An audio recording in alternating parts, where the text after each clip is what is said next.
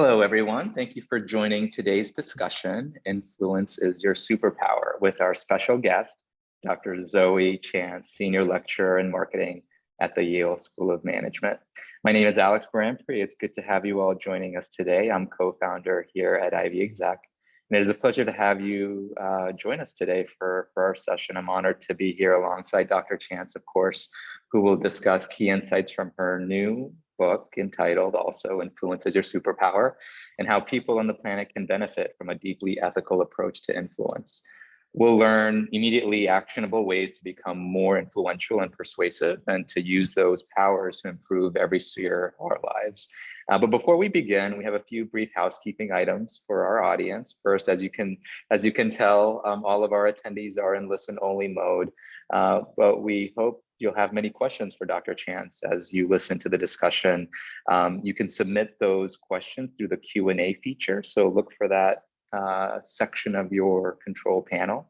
And we invite you to be as specific as possible in relaying your questions to us, but don't worry about polishing them out. We want the authentic thoughts and questions from our audience today, and that will allow us to have a really lively discussion.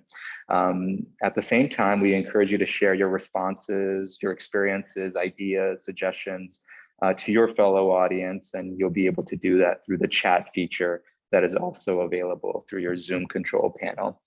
Joining our discussion today is Emily Gordon, a great friend and colleague, a longtime journalist and a member of the Yale School of Management Communications Department, who will be serving as the moderator. Thank you, Emily, for serving in such a role. Emily will be driving our discussion with Dr. Chance, but will also share your questions and your thoughts that you provide through the Q&A box at opportune moments throughout our discussion. So we encourage you to send those questions to us as quickly as you can.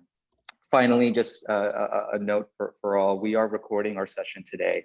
So you can certainly look out to receive an email from us with the link to that recording in the coming days.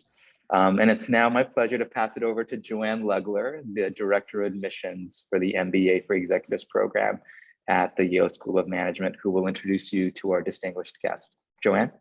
Thank you so much, Alex, and thank you to those of you who are joining us today for our webinar, which is sponsored by the MBA for Executives program at Yale SOM. My name is Joanne Legler, and I am the Director of Admissions for the MBA for Executives program. Our program is designed for mid-career working professionals. Along with a year of coursework in our integrated core curriculum, students have the opportunity to dive deep into one of our 3 areas of focus at the nexus of business and society, and those are asset management, healthcare, and sustainability. Our students complete the program over 22 months, which they attend class in person at Evans Hall on our campus at Yale University in New Haven, Connecticut, every other weekend, all day Friday and all day Saturday. They can also leverage our extended classroom technology to attend remotely occasionally when necessary. And this is a technology that really allowed us to transition so seamlessly to a hybrid model during the pandemic, but we are back in person, which I'm thrilled about. Class weekends also include optional social activities that help you get to know Yale University better, and Saturday workshops that help enhance professional development delivered by top members across Yale's faculty. The program begins with 2 weeks in residence in July. Students study, and then they travel internationally through a required global network week in June of the first year. And then they come back and start their second year with an additional week of residency. Throughout the 2 years, our students also participate in Colloquia, which is a speaker series that's curated by our faculty directors, where leaders in business and academia will come to share their experience and expertise and insights. Today, it's my pleasure to introduce Professor Zoe Chance. Zoe Chance is a writer, teacher, researcher, and climate philanthropist. She's obsessed with the topic of interpersonal influence, and her best-selling book is called Influence is Your Superpower: The Science of Winning Hearts, Sparking Change, and Making Good Things Happen. It's being published in 28 languages. Zoe earned her doctorate from Harvard and now teaches the most popular course at the Yale School of Management, Mastering Influence and Persuasion, and hosts a workshop in the MBA for Executives program. Her research is published in top academic journals and covered in global media outlets. She speaks on television around the world, and her framework for behavior change is the foundation for Google's global food policy. Before joining academia, Zoe managed a $200 million segment of the Barbie brand, helped out with political campaigns, and worked in less glamorous influence jobs like door-to-door sales and telemarketing. And she lives in New Haven, Connecticut with her family. My colleague Emily Gordon is also here today. She's Senior Associate Director for Media Relations and Faculty Research at the Yale School of Management. A former journalist, she serves as research editor for Yale SOM's thought leadership magazine, Yale Insights. She's also worked in advertising, marketing, and content strategy. Welcome, Professor Chance and Emily, and thank you both so much for taking the time to speak to this audience. As Alex mentioned during the discussion, you're welcome to use the chat feature for comments and discussions when prompted, and the Q&A feature for any questions that you might have, and we'll do our best to get to as many of your questions as we can. With that, I'm going to turn it over to Emily to begin our conversation. Emily, take it away. Thanks, Joanne.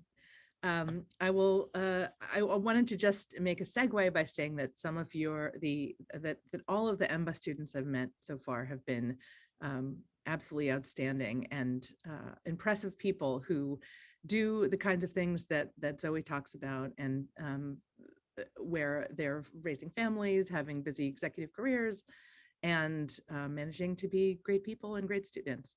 I think this is very much related to my experience of meeting Zoe here at Yale SOM about 5 years ago. When I first began speaking with her, she exploded my idea of what a business school professor would be like. She's dynamic. She's got incredibly diverse interests, and is an enthusiast for everyone around her. And so when I heard she was writing this book, Mastering Influence, I'm sorry, her class is Mastering Influence and Persuasion, but influence is your superpower. I wasn't surprised, because she wants to share what she knows and what she teaches, what her students are fortunate enough to experience in her classes here at Yale and elsewhere with everyone. So I think I wanted to start by quoting just the very, very beginning of the book. Chapter 1, which is becoming someone people want to say yes to.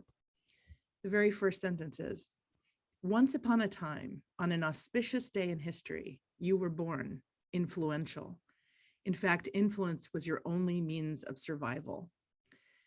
I'm going to skip a beautiful description of what that means as an infant, to try to influence someone to take care of you.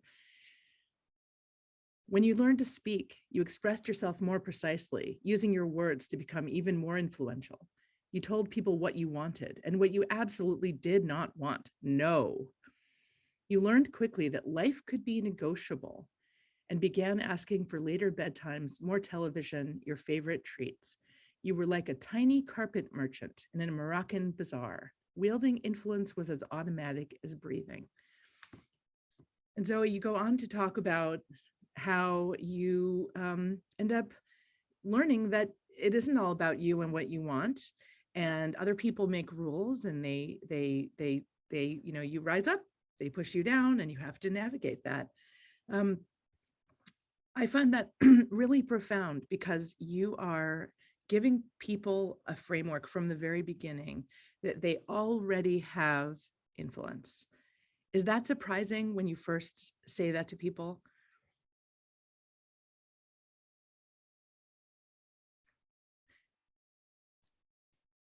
I think unmute you're muted, myself. Zoe. Yes, thank you. Thank you, my dear friend. The idea that we are already influential and we have this ability in our DNA, I think is strange for people to hear, because a lot of us, by the time we have been trained by parents and teachers to play nice and essentially play small, we also have had this experience with really annoying salespeople and marketers. And I've been not just a salesperson and a marketer, but one of the really annoying ones. So I know we get this mixed but kind of yucky feeling about the idea of influence, especially if we're talking about influence tactics or influence strategies, even though we want to be influential. And the idea of becoming influential even more than we already are is appealing, but a lot of us feel that we just don't have the influence that we deserve, and that we could have. Most people feel this way, even people like Nobel Prize winners, I should say, say these kinds of things. So one of my goals is just to help all of us get in touch with this ability that's not that complicated. There's a science, but it's not rocket science. And it's how we've gotten everything that we've ever gotten in our whole entire lives individually. And it's how we've succeeded as a species as well. So when you were in those positions as an annoying salesman, maybe early in your career when you were trying to convince people to collaborate with you or hire you, what are some of the mistakes that you made? When I was working as a Barbie brand manager, I first of all made the big mistake of not understanding what my job was. And I thought that my job was to influence customers, being consumers, kids and their parents, and being retail toy buyers. And I really resented every single moment that I had to spend trying to influence my colleagues and bosses and people on my team, because I felt like they should just be doing the right thing. And I'm doing incredible amounts of painstaking analyses, and I've got the data, I've got the arguments. And, in a very different role, President Harry Truman once said, I sit here all day trying to persuade people to do the things they ought to be doing in the first place. That's all the powers of the president amount to. And he had a lot more power than I did. But if even the president feels like, why do I have to be trying to get people to do the right thing? Why is that this big part of my job? Really, that's a big part of every job. And it's an increasing part of our job as we move up in leadership. So this is one of my reasons for wanting to share skills and powers and science of influence. But the other thing that I was making a big mistake in, besides not understanding my job, was when I thought the way to persuade somebody to take action on my great idea was to give them a pile of analysis and data. And I love this stuff. I'm a nerd. And all of you listening on the call, like you're not really here with us wanting to learn this stuff unless you're a nerd too, right? So I think you like data also. But I didn't understand the fundamental psychology of influence and what really drives decisions and behavior. And a key piece of this is that data and information are secondary, and they're processed through this unconscious filter where we're trying to persuade ourselves to believe the things we already believe or want to believe, or we just do habitually the things that we're already doing. And without going into too much detail right now, I just really didn't understand the psychology of influence. And so that was why I came back to school. And do you, and you've now immersed yourself in the research and and found a way to convert it into into something that you might use in the classroom, I imagine, which are hilarious metaphors, extremely memorable sort of parables and scenarios. I wanted to go into one of them, which is the gator and the judge, that are two systems that that guide our behavior. Can you describe what the gator is and the judge? Sure. This is that fundamental misunderstanding about how psychology works. So thank you, Emily. Perfect segue. If anyone on the call is already interested in behavioral economics, this is system 1 and system 2. But I explain it using an analogy because these abstract terms of system 1 and system 2 are easy to forget, even for people who are interested in this. And gator and judge are easy for you to be teaching to other people. For anyone who's like, what is behavioral economics? It's essentially the love child of psychology and economics. So it's the study of psychological processes that give rise to social behaviors. Anyway, the gator and the judge are these two mental processes that work together, sometimes in collaboration, sometimes in competition, to determine 100% of all of our decisions and all of our behavior. These are analogies. It's not anatomy, but it loosely correlates. And the idea is that the key, most important, far more powerful one is this gator psychology part that behavioral economists call system 1, this is the first responder, and it's fast, intuitive, automatic. It takes just about no energy at all. These are your gut reactions, and these are your habitual behaviors, everything that seems essentially mindless. You can't feel it happening because it's unconscious. And this is the most powerful part, because if we had to consciously make every decision, like what is my next word going to be as I'm speaking? What am I like? Oh my God, what if you had to consciously make driving decisions, like when do I put my foot on this pedal, when do I put my foot on that pedal, when do you would crash the car and you would kill people, right? And if you had to consciously decide everything, you would never leave your house, you would never leave your chair. So gator part, most powerful. And the reason that I use the analogy of a gator is not just that alligators are these kind of primal creatures, they've been around 38 million years, but specifically, they're so incredibly efficient. They are probably the laziest creatures on Earth. Sloths get a bad rap. Gators, far more lazy. They can be because they're so efficient. They have a brain the size of a walnut, body that weighs up to half a ton. And they're so efficient that they can go up to 3 years without eating anything at all. So the vast majority of the time, even though they're constantly scanning the environment for opportunities and threats, just like your subconscious mind, the vast majority of the time, what do? They ignore it. So this is helpful for us when we're thinking of influencing someone else. What's their likeliest response to our influence attempt? They're just going to ignore it. And it makes sense. People are bombarded by influence attempts, right? And the gator brain, because it's fast, automatic, intuitive, that response happens first. And then only maybe do you get to have the attention of the judge. The gator's the gatekeeper. The judge, system 2, is the conscious decision-making part. And this is like a human judge. So it's conscious, slow, deliberate, effortful, and only can focus on one case at a time, carefully weighing the evidence, pro and con, trying to be objective and trying to make a rational decision. But like a human judge, it's biased. And it's biased most by the preferences and leanings and assumptions of the gator. So just a concrete, simple example of how biased people are toward our gator responses is a study of actual judges. So actual judges are educated, brilliant, practiced, and we'll just assume that they're good and well-intentioned and they're trying to do their job of being objective and making fair decisions. But what happened in a study of 1,100 parole decisions, where researchers were just looking at the time of day and the probability the prisoner gets sent home on parole, and they controlled for the other factors that they could.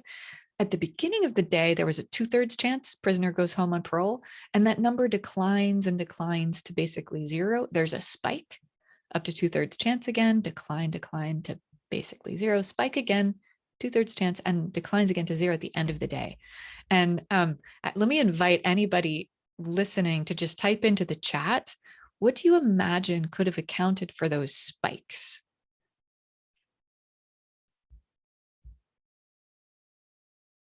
What could be the reason that all of a sudden, big change, Francesco, fancy language. Yes, we're hearing food, need to sate themselves, break time, blood sugar, exhaustion. Yes, they needed a break and they got hungry. That's all. But what happens is when you get fatigued, which can be by physical exertion or it can be from the mental exertion of just making hard decisions. And parole decisions are very hard decisions, right? Your brain gets tired. System 2, the judge gets taxed. And all that's left for you is the gator. And because the gator is efficient, most of its behavior looks like laziness, takes the path of least resistance, doing the easy thing. And in this case, the easy thing is, well, they're a criminal, send them back to jail. That is fascinating. I think is that something that you can practice and internalize and make a habit so that you are not working every time to try to assess things in real time like an air traffic controller? Do you mean like how to try to shift your own decision making from gator to judge? Yeah, and as well, and also to assess other people's when you're trying to influence them. So everyone will always have an initial first reaction that's a gator reaction to you no matter what. That's not something that we can turn off. It's instantaneous, automatic. However, you can help yourself or help other people to recruit the judge resources in very simple ways with yourself for whatever you do to remind yourself that this is something you want to consider carefully, or especially give yourself time or postpone. Like, let's think of in a negotiation, for example, or in a sale. These are actually equivalent situations. You're stressed out in a negotiation and terrified, and all of us, not all of us, but 80% of us, our number one goal in a negotiation is not to be a sucker. So we're in defense mode. And what feels very different, but actually similar psychological impact is there's a crazy sale. There's a great sale going on. Like there are Mother's Day sales right now and all kinds of other sales, right? Memorial Day sales coming up in the United States. And when you have a great sale, it short circuits your judge, just like because you're so excited and there's this scarcity, it's a limited time only. And similarly to when you're in a negotiation and you're scared, or for any other reason you're scared, any heightened level of emotion tends to short circuit your conscious judge resources and you go into gator mode. Some people who are manipulative influencers will try to put you into gator mode through a wide variety of emotional influences. If they're in sales, they might flirt with you, for example. That kind of arousal puts you in gator mode. If they're a con artist, they might actually make you angry, because anger works just as well as all of the other emotions. If they are a cult leader, they might put you into a state of spiritual rapture. Every heightened level of emotion is gator mode. So if you find yourself in any kind of intense emotional place, just bookmark it, label it, tell yourself, I'm feeling very emotional, and then you wait to make a decision.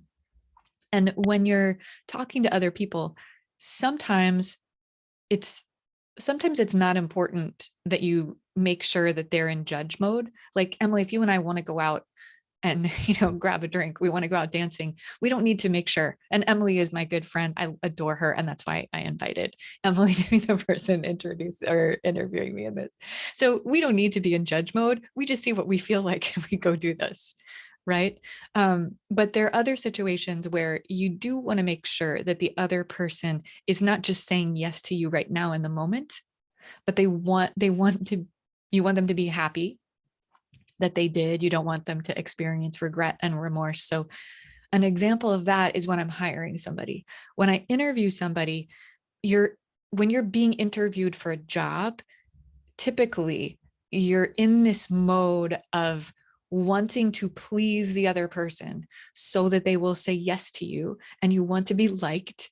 And so I know that when I'm making a job offer, in that moment, the other person is very, very inclined to say yes, but I really don't want someone to work for me and with me unless this is going to be a good fit. So I tell everybody to sleep on it, even if they're like, yes, okay, amazing. And then some of the time when I tell people to sleep on it, they realize, like, as one small example, I'll extend a teaching assistant offer to someone, and they really were excited to come and get to work with me and do this class. But then they look at their schedule and they realize they shouldn't be a teaching assistant for anyone and for any class because they didn't have the time. So time is a big factor in switching to judge mode. Urgency is a big factor in limiting people to gator mode. This brings up a couple of points from your book that I found such a striking takeaway that I've quoted them to people many times. One is that you can ask more than you think, that successful salespeople and persuaders, actually don't give up. They, I know, I was just revisiting the Glenn Ross famous, always be closing, and it's so toxic, right? Yeah. But it's surprising how the kind of Zoe's, I hope you don't mind that I say that an original title for the book that Zoe was batting around was Influence for Nice People. So not doing it in a manipulative or cult leader or shady way, and that you can actually ask more than you think. I mean, it's this is borne out in a lot of studies, right, Zoe, where people ask for raises, or they ask for or they're in a sales capacity, or they're asking for someone to do a favor for them or something, and if the person doesn't say no, stop bothering me, you can actually ask again. Isn't that crazy? It's so simple. But so when I teach this class at SOM, and I've had a few EMBA students come in other situations, but most of them aren't in town. And so in other situations, I just joined for a Saturday workshop on some topic or other. But at the end of our 7 weeks together, every student, and there are 160 or so across my sections, will stand up in front of the room and say, the biggest, best thing that I learned, I'm taking away is this. The number one thing that people take away is just asking. And it's embarrassing because here's this class at this Ivy League school, and you should know, right? It's obvious. It's obvious that asking is a good idea. But what you're talking about, Emily, about that always be closing kind of mentality, is it's just horrible. It's awful, right? We don't want to be that guy. We don't want to be smarmy, annoying, obnoxious, self-centered, transactional, so that the other person just feels like a means or an obstacle to us getting what we want. We want to be liked. We want to have a good relationship. And, we're talking about most situations in life, like not just people that we have a regular ongoing relationship, but even, you're at a restaurant and it's uncomfortable to send back the food that wasn't cooked the way you wanted it because you don't want to trouble the waiter or the chef, or and this is most people. And I'm even talking about like CEOs and Wall Street bankers and politicians and people who are very well versed in asking. Most of us are people, almost all of us, in fact, are people pleasers. And I'll say more about that in a sec. So the idea of asking is you can ask more, you can ask more often, you can ask more people, and you can do it gracefully, and you can be liked when you're doing this. The most successful salespeople will go back 6 or 7 times after getting a no. But it's not that they never give up. It's that they figure out, is this a situation where there's some possibility that we will overlap, collaborate, be in agreement in the future?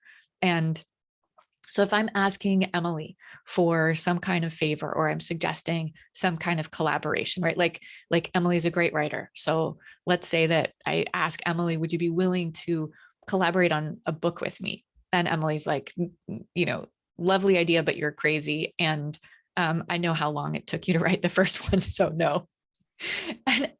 And so she turns me down for whatever reason. In order to know if I'm being a pest, all I have to do is ask her and say, is this no forever? Or is this a no for now? Or I might ask, okay, I totally understand. This is not the time in your life for that. Is it possible that I could ask you just check in again in the future? And Emily's like, yeah, okay, maybe. And I can ask, is that maybe like in 6 months, or maybe like in 6 years? She's like, check back in 6 months. Then when I come back 6 months later, or 6 weeks or whatever she agreed to, and I say, hey, Emily, remember when I was asking you about the idea of writing a book together? I really like this idea. I would love to work with you. Can we talk about that? And then Emily's like, listen, no, I just got promoted. I just published my book of poetry. I'm on book tour. I can't right now. And I say, okay, maybe I ask or don't, but I get the feeling that she's excited, or that doesn't have to be excited. She's perfectly happy and tolerant to have that conversation with me. If I can't tell, then I ask, And I just say like, okay, I really want to follow up with you though. And she's like, oh, okay, fine. Right. So it's not that I'm just knocking on the door again and saying, hey, will you do this? Hey, will you do this? Hey, will you do this? But I'm checking in. And you can imagine that if the most successful salespeople are coming back 6 or 7 times after getting a no, they're actually not annoying people. Because if they were annoying people, they would never get a yes at the end, right? The average salesperson goes back 3 times after getting a no. The average person who doesn't work in sales, you can imagine, goes back 0 times after getting a no. So this is a really big key factor in who succeeds and who fails in the world of influence. There's also how much do you ask for? And how often do you ask? And these two are tied together in a lot of the gender differences that we see in negotiations, where women tend to negotiate less often because we just don't realize that we can, or it doesn't occur to us, or we just dislike it. So we have to be more confident or more desperate to negotiate. And we ask for less than men do generally. But multiple studies have shown that when women ask for as much as men do, women get paid as much as men do. There have been a couple of famous counterexamples. So this isn't 100% of the time, but this is the majority of the time. And this is one piece of the pay gap, has to do with women in negotiating. But I want to put a little stake in the ground or seed an idea here. Whenever I'm teaching about people who have less power, advocating for themselves in whatever way to try to have more power, it's really important, I believe, to also say, listen, if there's a system or a group of people that's biased, don't just be the person advocating for yourself, or don't just be the person teaching other people to advocate for themselves. That I believe in the Spider-Man doctrine, and this is essentially our Yale SOM motto. The Spider-Man doctrine way of saying it is, with great power comes great responsibility. So when you encounter a system that's biased, be part of the change to that system, not just one of the people trying to succeed within that system. And so when you are someone who has power within the system, for example, don't wait for other people to ask. Know that asking is not evenly distributed. It's not just women who are less likely to ask. There are big gaps and differences in socioeconomic status and the education that you have. In a study of kids, sociologist Jessica Calerco was just looking at how likely were kids to ask for help, and this is extra help or getting out of punishments or more flexibility. And were those kids' families blue-collar families, or were they professional families? Kids from professional families were 7 times as likely to ask for help as kids from blue-collar families, because their parents were training them differently. And kids with working class parents were getting taught, you have to work harder to get ahead. And kids from more affluent families were getting taught, you need to advocate for yourself. And privilege is in very large measure negotiated, and it comes from asking. So I'll step back off my soapbox. Well, along those lines, I imagine it can be a bit of a leap from being used to advocating for other people and being used to advocate for yourself, and switching back between those boats. Or do you think that can be taught? Can that be learned? This is another area in which there's a big gender gap. And maybe this is what you're referring to, but there is some famous research that a lot of women are familiar with, that studies have shown that when women are advocating on behalf of someone else, that also closes the gender gap in negotiations. And this is because we feel more comfortable and more confident, and we ask for more when we're advocating for someone else than when we're advocating for ourselves. But many women I've talked to, I don't mean you, Emily, but many women I've talked to have interpreted that to mean, well, I should be advocating on behalf of other people instead of advocating for myself. And what happens when we're advocating for ourselves, if we're not comfortable, which is a large majority of us not comfortable, what can happen is that we don't get a lot of practice because it's uncomfortable. And because it's uncomfortable, we come across in a little bit of a needy way that is not as inspiring, or it's not as comfortable as when we feel more comfortable asking, then other people are more likely to say yes. And let me just explain this weird relationship between no and yes. And this is something that we practice in class. And I encourage anyone who's on this call to just consider the possibility of having the one thing you take away from this session with Emily and me to be to say no for 24 hours to everyone who asks you for something. What happens when you practice saying no is you realize, first of all, that you're more of a people pleaser than you knew. And that's almost every single one of us. You realize that you don't die, nobody kills you. And they weren't even assuming that you were necessarily going to say yes. They were just hoping that you were going to say yes. You internalize the idea that no is also not personal. And as you practice saying no, you get more comfortable with the idea of other people saying no to you. And you get more comfortable with asking and advocating for yourself. You also get a ton of your time back. Because if you're one of the many people who's been taught to be both generous and self-reliant, this leaves you burning out while playing small. So you need to start with saying no and drawing clear, warm boundaries. So this weird indirect line of breadcrumbs goes from you practice saying no to other people ending up being more comfortable and more inclined to say yes to you because you asked them without any sense of entitlement and without any self-conscious insecurity. It's magic. Since I've read your book, I've also begun many of my emails, which is for me, the main way I interact with people I'm trying to persuade, and start with saying, it's completely fine if you can't do this. It's, and I didn't do that before. Maybe I even did it in a kind of lukewarm, no worries, if not, but I'm actually very frank now and just say, I know you're having a crazy semester, so you don't have to do this, but people are disarmed by that, I think.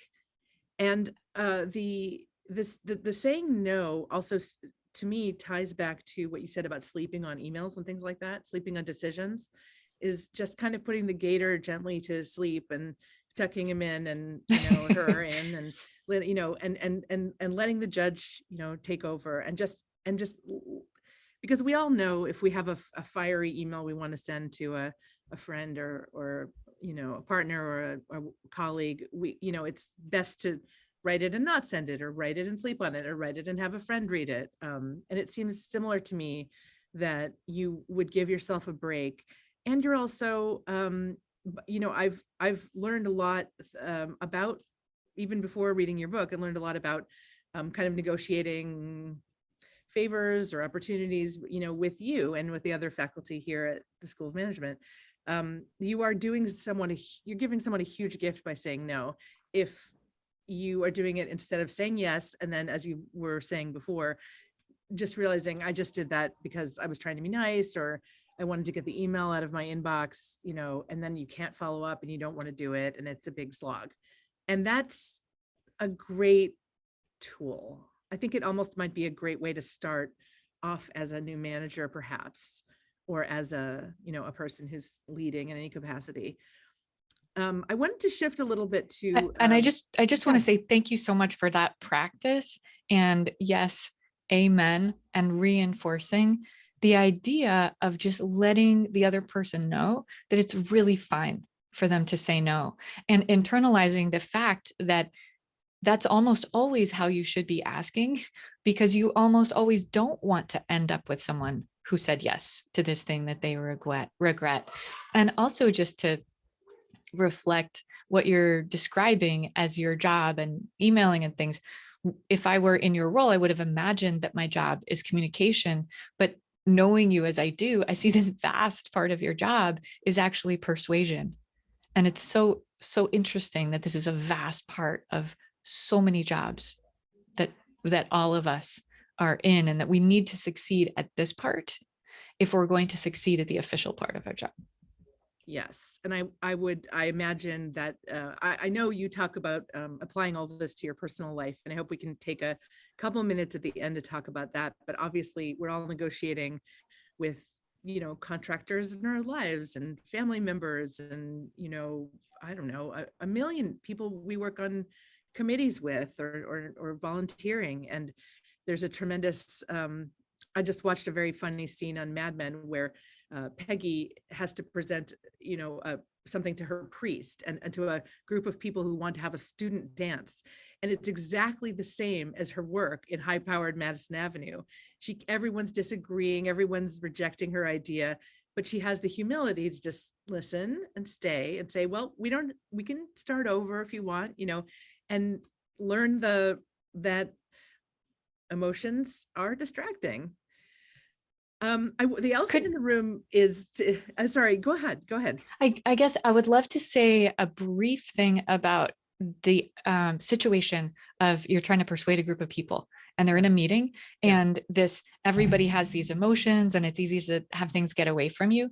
There's a very specific thing, and I don't write about this in the book, but I end up talking about it with people a lot, because those group meetings where decision-making happens are so fraught and they're so hard to get right.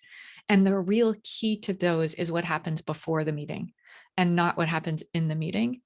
And this is related to a Japanese concept called nemawashi, which means cultivating the roots. And if before the meeting you meet with and ask advice from any key decision maker, anyone you expect vocal resistance from, and anyone you could count on as an ally, you ask their advice, you run their idea by them, and you really take their advice into consideration. Like, it's not just lip service, so they can be making your idea better. And the people with power in the decision, you might also ask them advice about the pitch and the meeting. They're good at that stuff. And the people who disagree with you, you might ask them their advice about how to handle their concerns. You might and really should ask your allies for vocal support in the meeting. What happens in the meeting is when you share your idea, first of all, it's been improved by the people you got advice from. And second of all, any key concerns, you get to bring it up yourself. You get to decide how it gets framed. And then the person or people who might resist you, they feel understood. You sound like a reasonable person, and you've already said the thing that they were going to say. So you've taken away their ammunition. And the person who agrees with you or people who agree with you are vocal about it. And so you get more of a sense in the group that people are going on board. Another tiny thing that happens in the group, and this isn't that important, it's just cool, is that human beings will nod when we recognize something, and we will nod when we agree with something. When you've already shared your idea with some of the key people in the room, they will be nodding because they recognize this idea that you've shared, but it looks like nodding in agreement. And so people who don't know the idea yet, they see this group nodding, and then everybody's nodding. And this helps you. So in a group, if you need to persuade people at a meeting, don't start that process at the meeting. It happens before. Nemawashi. I love that. There's so much in the book that I hope everyone reads, because I think we all want a magical sort of capsule or a matrix download of the kind of charisma that you exude, and you've had a performance background, you've done sales, you've met a million people, you've traveled all over the world. Bill Clinton famously, if you stand in a room with him, you can actually feel a sort of heat, like a twinkly heat. Yes, I've heard this from several people who've been in a room with him, like turning around and realizing that they thought they were facing a fire, but actually it was Bill Clinton. I was in the room with Jesse Jackson. It was exactly the same. I would call all of you, although I have not met Bill Clinton, extremely charismatic. And I think some people despair because they feel like, well, how can I go from where I am to where you are, to where someone who can can persuade massive amounts of people, with charm and good ideas and righteousness and good heart and, education and so forth, passion. How to, it's you talk about charisma in your book and about how to get it. What is there a capsule way of describing that? Sure. So I'm certainly not in the same category as these other people, but I've been interested in charisma, and I do have a background in theater, and I've tried to learn about charisma because when I ask people, what is the influence skill you'd most like to master? Just open-ended question, charisma is the most common answer. So I first took an academic approach to it, and I studied the dominant 7-factor model, but nobody can do 7 things at once. It's just totally impossible. And then I started asking people to think of someone they know who's highly charismatic, like Bill Clinton or Jesse Jackson. And actually everyone on the call, just invite you to do this with me for fun. Think of someone who is charismatic, someone you know or know of, and write down 3 qualities, and you write it into the chat for fun. Write down 3 qualities of that person that make them charismatic. And just go ahead, and I'll just follow up on what Emily was saying while you're doing this. I have never heard anyone describe actual physical heat and fire as an element of charisma, but I have experienced myself being starstruck, and it was not who I would have anticipated. It was when I met Jimmy Carter, and he was in his 80s, and we had a photo together. He put his arm around me, and my vision clouded over because there was this palpable charisma. And when I was at a Prince concert, this was the biggest jolt of charisma I've ever experienced, where he comes onto the stage, and I'm sure he looks directly into my eyes because I felt it. And his first line of his first song was something like, "Are we alone?" And I did feel heat come over me. I felt like I was going to faint. Turned to my friend. I was like, "Oh my God, I'm about to faint." And then the woman next to me on the other side, total stranger, drops down, falls to the floor in a dead faint. The paramedics who come and put her on a stretcher, I say, "Oh my God, has that ever happened before?" And they say, "It's not the first time." So I'm not going to promise to teach anyone this level of charisma, but what I find when I've asked people, what are the qualities of charismatic individuals, is that these tend to fall into 2 specific groups. And we'll see in a second if this worked. 2 specific categories. And this is ultimately what actually had Prince becoming the charismatic person that he was. He used to suck. When he first started, he was so uncharismatic that Warner Brothers wouldn't send him on tour when they signed him, although he was a good musician. He was so shy and so quiet, and he played with his back to the audience, and he could barely speak above a whisper. But he learned by modeling Rick James and some specific things that Rick James did that helped him. And the 2 qualities that the 2 categories of qualities that come up most about charismatic people are confidence and connection. Like here, just looking so confident, being convinced, having courage, clarity of thought, being determined and energetic, intensity, energy, passionate, and more energy. So a lot of these are in the confidence category. And then connection, being understanding, big smile, good listener, right? Warmth and empathy. So see if for you, and just, it's interesting to look at the list, see if for you, if 2 out of your 3 things come down to confidence and connection, I find that about 85% of all the qualities that get named do. And then some things are just other factors, like Kritika is saying a killer body. I don't know if that has to do with being charismatic, but it does indeed get people's attention. But there are other ways to get people's attention than charisma. Like if you were to take off your clothes in a Zoom room, you would totally get attention, but that is not the same as being charismatic. So the thing you can do to convey confidence and connect with people at the same time is just focus your attention on the other person. And this is why laser focus comes up, why people say about Bill Clinton, you feel that you're the only one in the room, because these people are such good listeners. So it's actually being a great listener that makes you more charismatic. And even so, it seems weird, like people are charismatic on stage, but what they do to be charismatic on stage is laser focus on one person at a time. So I don't know if Prince was actually focused on me or the person next to me or someone else.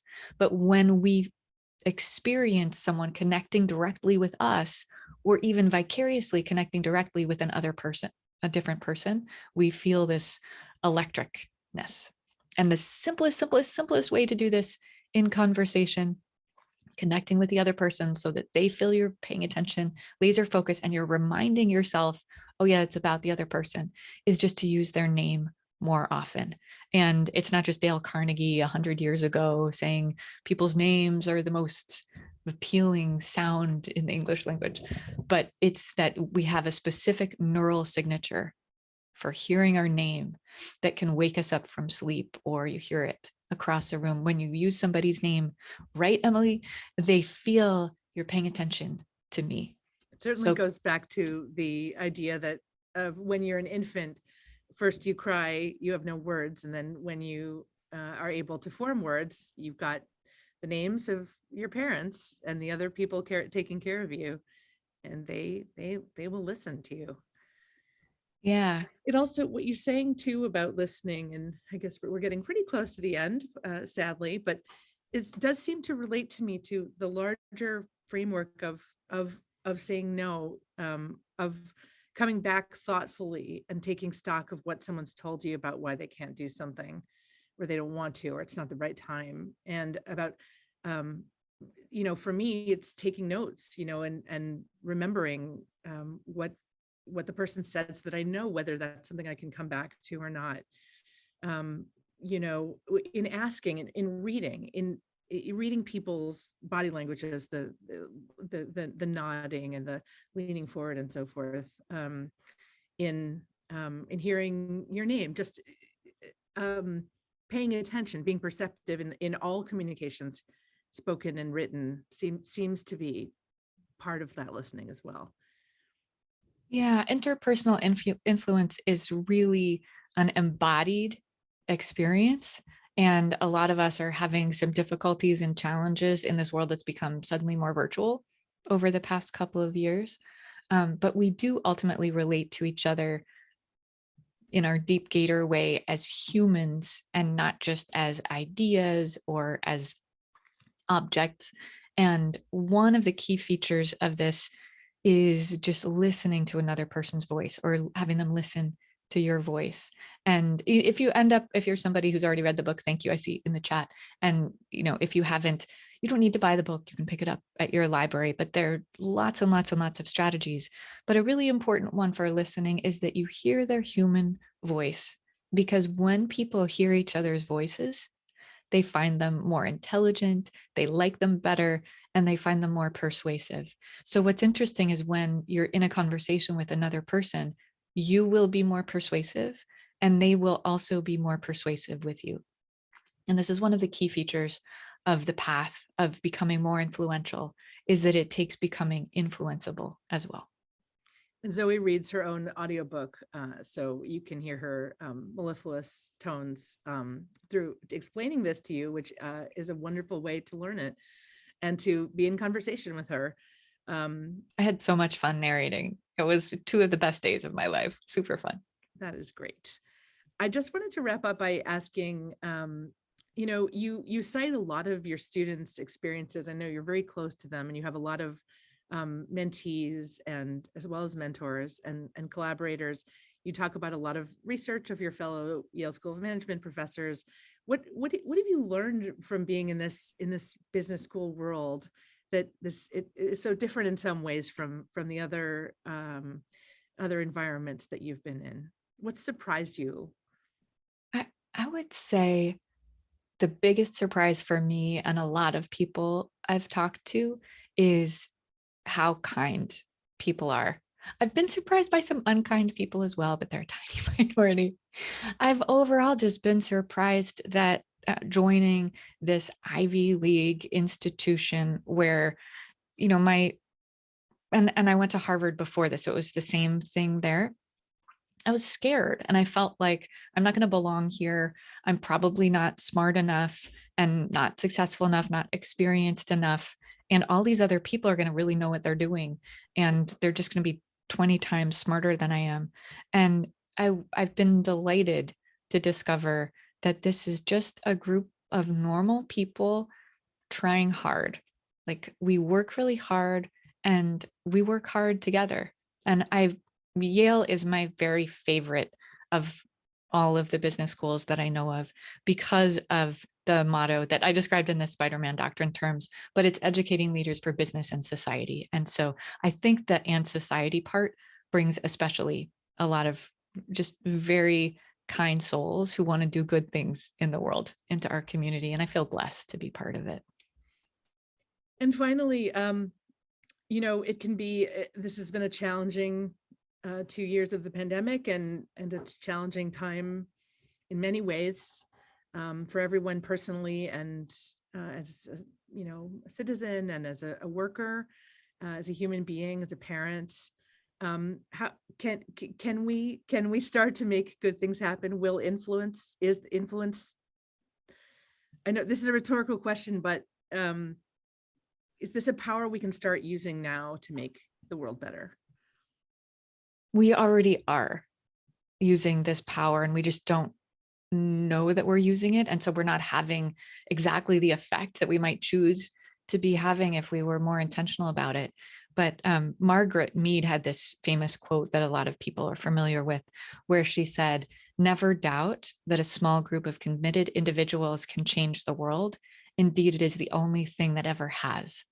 And what she's talking about is interpersonal influence, and what it takes to make all of the changes that we're looking for is influencing individual people to influence individual other people, and so on and so on.